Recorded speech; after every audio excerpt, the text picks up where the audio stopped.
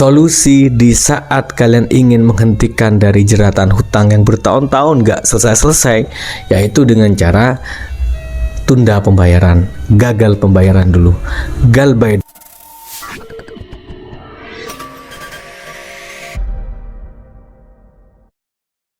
Saya memaklumi kondisi kepanikan dan ketakutan terutama yang lagi gagal bayar di APK Aku Laku, Kredivo, Indodana, dan mungkin juga Uatas, bahkan juga seperti HCI maupun di di Home Credit ya. Tentu semua jenis paylater ini karena dia sudah berani membelikan semacam dana segarnya untuk kalian membelikan sebuah barang yang kalian inginkan. Tentu kan secara otomatis sebetulnya barang yang kalian belikan itu sebagai jaminan, sebagai kolateral yang kalian pakai. Jadi buat kalian yang gagal bayar di APK paylater, sebaiknya kalau memang kondisinya memang betul-betul memang nggak ada, artinya memang udah sama sekali gak ada yang mau dikasihkan untuk angsuran, ya jual aja barangnya kayak gitu, jual aja kemudian buat nutup utang. Kenapa saya sarankan begitu? Karena banyak sekali yang kemudian pada akhirnya gara-gara dia ambil paylater untuk beli handphone misalnya, kemudian setelah itu untuk angsuran dia ambil di APK cash loan-nya, dia ambil di APK Aku Laku yang uangnya yang kadang dikasih 600.000 naik lagi ke 2 juta dan segala macam.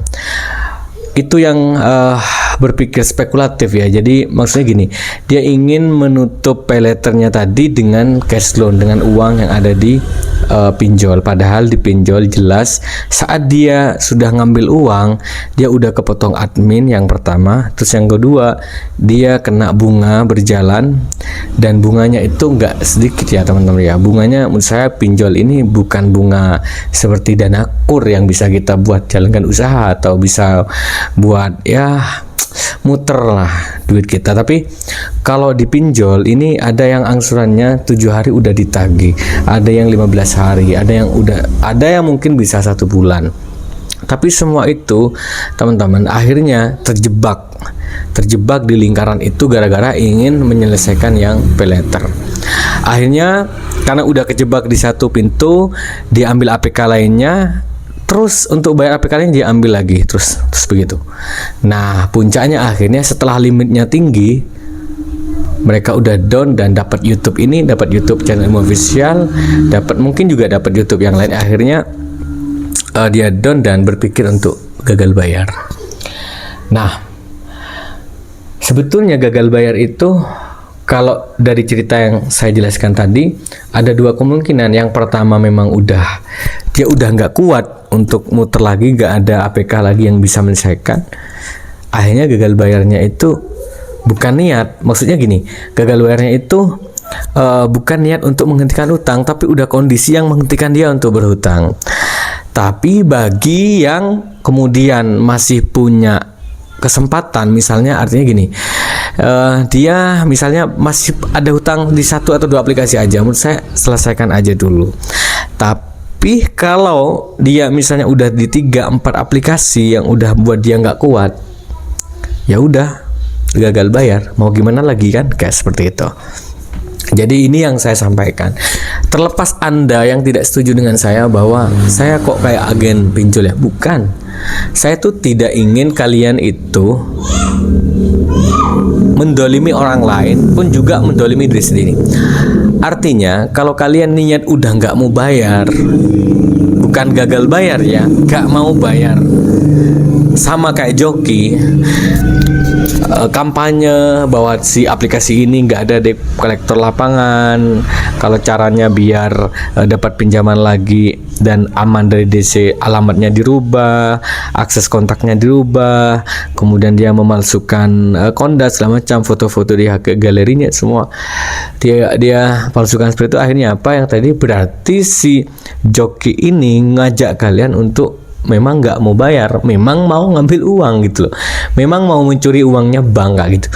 Nah itu kan jelas pidana. Tapi yang saya jelaskan adalah Solusi di saat kalian ingin menghentikan dari jeratan hutang yang bertahun-tahun gak selesai-selesai, yaitu dengan cara tunda pembayaran, gagal pembayaran dulu, galbay dulu.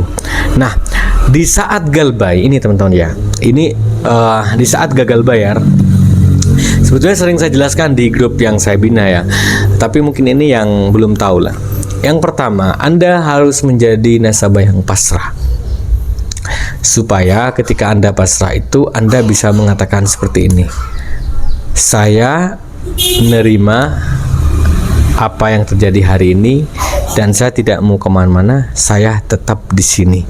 Saya menerima kondisi apapun, mau DC datang saya nerima, mau DC jelek-jelekin saya nerima, mau DC nyebarin saya punya hutang kemana-mana, saya terima. Jadi jadikanlah dirimu, diri Anda yang terjerat pinjol pasrah seperti itu. Dan ini nggak jadi masalah akhirnya. Ini menjadi pintu di mana kalian akan menjadi pribadi yang kemudian keluar dari pribadi yang lama, keluar dari pikiran yang lama, ingin mencoba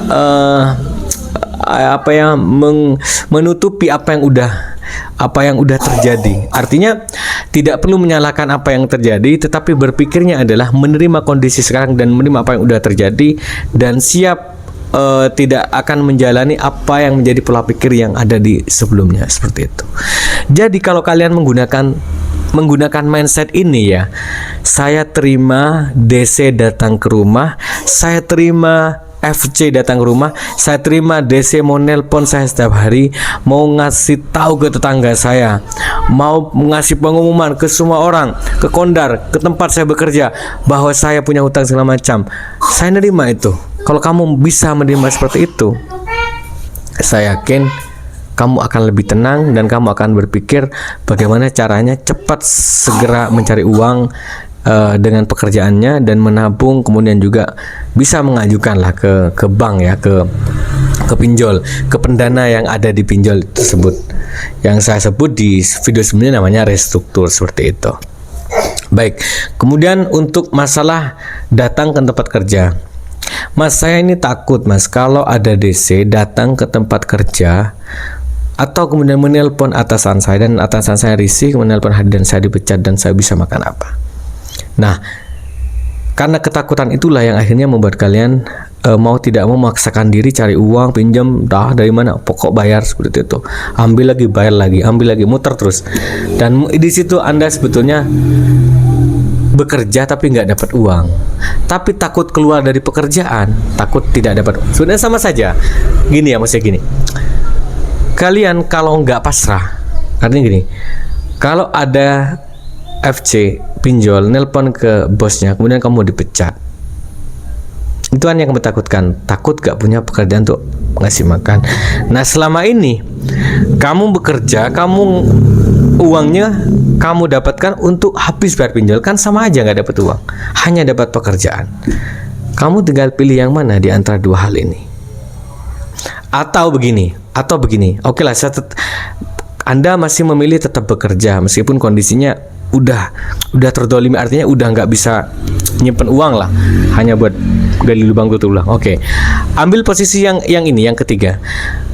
Ketika sedang posisi mau gagal bayar, ya, artinya gaji tidak mau habis untuk pinjol tapi lebih memilih untuk memprioritaskan anak istri dulu, maka yang kamu lakukan adalah kamu temui HRD, sampaikan, ceritakan apa adanya.